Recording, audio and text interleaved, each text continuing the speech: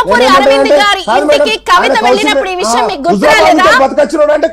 రాకేష్ గారు, ధర్మపురి అరవింద్ ఇంటి ముట్టడికి కవిత గారు వెళ్ళినప్పుడు మీకు ఈ విషయం గుర్తురాలేదా? నేను ఒక్కటే చెప్తున్నా, ధర్మపురి అరవింద్ ఇంటికి కవిత గారు వెళ్ళినప్పుడు అప్పుడు ఈ విషయాలు మీకు గుర్తురాలేదా?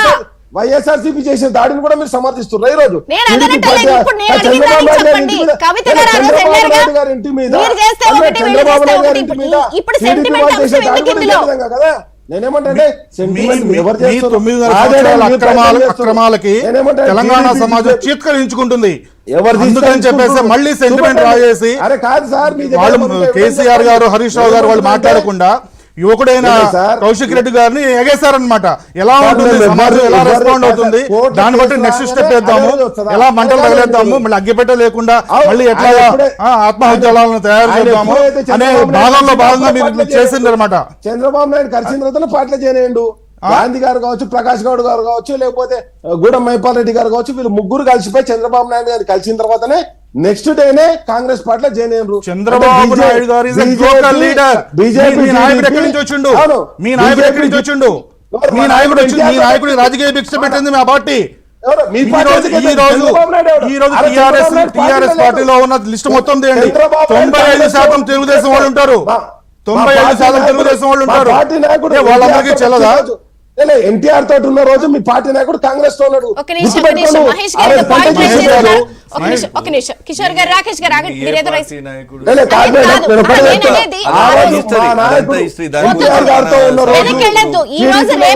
జరిగిన ఎపిసోడ్ కన్ఫైన్ అవుదాం. అడుగుతాను, బీఆర్ఎస్ పార్టీ బతుకొచ్చిన వాళ్ళని కౌశిక్ చేసినటువంటి వ్యాఖ్యలను మౌనంగా ఉంటే కౌశిక్ రెడ్డి గారు నేను హరీష్ రావు గారితో మాట్లాడి పర్మిషన్ తీసుకుని మాట్లాడుతున్నా అన్నారు. బ్రదర్ అంటే అర్థం టిఆర్ఎస్ వాళ్ళు, టిఆర్ఎస్ అగ్రనాయకత్వము ఈ విధంగా తిట్టమని, ఈ విధంగా భాష వాడమని పర్మిషన్ ఇచ్చినట్లే కదా. అసలు కాన్స్పిరసీ మొదలైందే డెఫినెట్ గా కేసీఆర్ గారు, కేటీఆర్ గారి గైడెన్స్ లేకుండా, వారిద్దరు గైడెన్స్ లేకుండా కౌశిక్ ఇట్లా మాట్లాడిందని మేము అనుకుంటలేము. కుట్ర అక్కడే మొదలైంది. కేవలం కౌశిక్ పాతదారి మాత్రమే. కాదంటే ఆయన పార్టీ నుంచి సస్పెండ్ చేయండి. Let me complete my version brother. మీరే మాట్లాడి నా టర్న్ మీరే మాట్లాడితే ఎట్లా? మీ టైం వచ్చినప్పుడు కూడా చెప్పొచ్చు కదా. మీ టైం వచ్చినప్పుడు కూడా చెప్పొచ్చు. నేను రాలేదు మధ్యలో. అయితే నువ్వు అట్లా అంటే నేను కూడా కంటిన్యూ చేస్తే నువ్వు మాట్లాడేది చూద్దాం. అది కూడా నేనేమంటున్నా, చాలా స్పష్టంగా జిహెచ్ఎంసీ ఇన్ని రోజులు జిహెచ్ఎంసీ ప్రజల్ని అంటే కేవలం తేనె పూసిన మాటలతోని, కడుపుల కత్తులు పెట్టుకొని మాటలలో తేనె పూసి ఇన్ని రోజులు మాయ చేసుకుంటూ వచ్చిందనేది నిన్నటి మాటలతోని స్పష్టమైంది. ఇప్పుడు అంశము జిహెచ్ఎంసీ పరిధిలో ఉన్నటువంటి సెటిలర్ల ముందు, తెలంగాణ రాష్ట్ర వ్యాప్తంగా ఉన్న సెటిలర్ల ముందు ఈ అంశాన్ని పెడుతున్నాం. కౌశిక్ రెడ్డి బీఆర్ఎస్ ఎమ్మెల్యే, కేటీఆర్కు అత్యంత సన్నిహితుడు, కేసీఆర్ కేటీఆర్ డైరెక్షన్లోనే ఇదంతా జరుగుతుందనే మాట పెడుతున్నాము. సెటిలర్ సోదరులు, ప్రజలు ఆలోచించాలి. అందరూ సమానమనే కాంగ్రెస్ బెస్టా? రేపు రాబోయే సందర్భాల్లో ఎక్కడ మీ తీర్పు చెప్పాల్సి వచ్చినా లేదు, ఇగో ఇట్లా మాయమాటలు చెప్పి ఆ పూటకు ఎన్నికలప్పుడేమో ముళ్ళుగుచ్చితే పంటితో, కాలుకు ముళ్ళుగుచ్చితే పంటితో తీస్తామని చెప్తేవి జిహెచ్ఎంసీ ఎలక్షన్లో కేసీఆర్ గారు ఇప్పుడు వచ్చి బతకడానికి వచ్చిన వాళ్ళు మీరెవర్రా అనే రోజులు వచ్చినాయంటే వాళ్ళు సెటిలర్ ప్రజలందరూ కూడా ఆలోచన చేయాలా. మా విధానం కరెక్టా, వాళ్ళ విధానం కరెక్టా అనేది ఒకటి. రెండు, వాళ్ళకి పార్టీ ఫిరాయింపుల మీద మాట్లాడాలంటే ఇక అన్నీ వదిలేసి మాట్లాడుతున్నట్టు లెక్క. మొత్తం 1000 ఎలకలు నిన్న పిల్లి తీర్థయాత్రలకు పోయినట్టు ఉంటుంది. వీళ్ళ దయ్యాలు వేదాలు వల్లించినట్టు ఉంటుంది పార్టీ ఫిరాయింపుల గురించి వాళ్ళు మాట్లాడితే. మేము ఏ రాజ్యాంగబద్ధంగానైతే టీడీపీ ఎమ్మెల్యేగా ఉన్న తలసాని వీళ్ళ క్యాబినెట్లో మంత్రిగా చేసిరో ఫస్ట్ ఫేజ్లో, అదే రాజ్యాంగబద్ధంగా ఈ రోజు కూడా పరిపాలన జరుగుతుంది. ఏ రాజ్యాంగబద్ధంగా అయితే సబితా ఇందర్ రెడ్డి గారు వీళ్ళ క్యాబినెట్ లో 2వ టర్మ్ లో మంత్రిగా చేశారు, అదే రాజ్యాంగబద్ధంగా పరిపాలన జరుగుతుంది. ఆగాలి.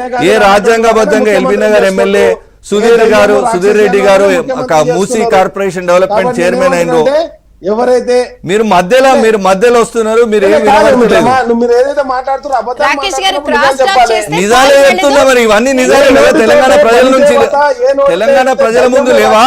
తలసాని టీడీపీ ఎమ్మెల్యే ఉండి మీ పార్టీ, నీ ప్రభుత్వంలో మంత్రిగా చేయలేదా? సబితమ్మ మా పార్టీ నుంచి గెలిచి మీ పార్టీలో మంత్రిగా చేయలేదా? సుధీర్ రెడ్డి మా పార్టీలో గెలిచి మీ దగ్గర కార్పొరేషన్ చైర్మన్ చేయలేదా? అదే రాజకీయం ఇప్పుడు కూడా నడుస్తుందని చెప్తున్నా. మహేష్ గారు ఒక్క నిమిషం. కాంగ్రెస్ పార్టీ 10th ఒక్క నిమిషం. రాజ్యాంగంలో 10th షెడ్యూల్ తలసానికి వర్తించదా అంటున్నా?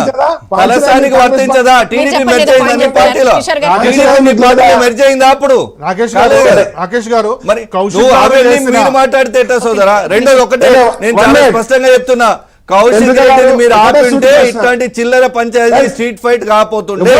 మీరు రెచ్చగొట్టి ముందు పెట్టి కౌశిక్ ని బలికా బక్రా చేస్తున్నారు. లేకపోతే సస్పెండ్ చేయి, మరి సస్పెండ్ మీ డైరెక్షన్ లో పనిచేస్తున్నారు, పార్టీకి వెళ్ళి సస్పెండ్ చేయి. జిహెచ్ఎంసీ లో 1 కోటి మంది ప్రజానికాన్ని వాళ్ళ భావాల్ని రెచ్చగొట్టే ప్రయత్నం చేస్తున్నారు, ప్రయత్నం చేస్తున్నారు. హైదరాబాద్ డ్యామేజ్ చేసే ప్రయత్నం చేస్తున్నారు. హైదరాబాద్ బ్రాండ్ ఇమేజ్ ని నాశనం చేయాలని మీరు మీ కేసీఆర్ కంకణం కట్టుకొని పనిచేస్తున్నారు. కౌశిక్ రెడ్డి గారు చేసిన వ్యాఖ్యలను ఉపసంహరించుకొని బహిరంగ క్షమాపణ చెప్పకపోతే ఎలక్షన్స్ లో టీఆర్ఎస్ పుట్టగతులు ఉండవు. టీఆర్ఎస్ బీఆర్ఎస్ ఇంకో పేరు తెలంగాణ సమాజం చిత్కరించింది. జిహెచ్ఎంసీలో డిపాజిట్ రావు. మీ నాయకత్వం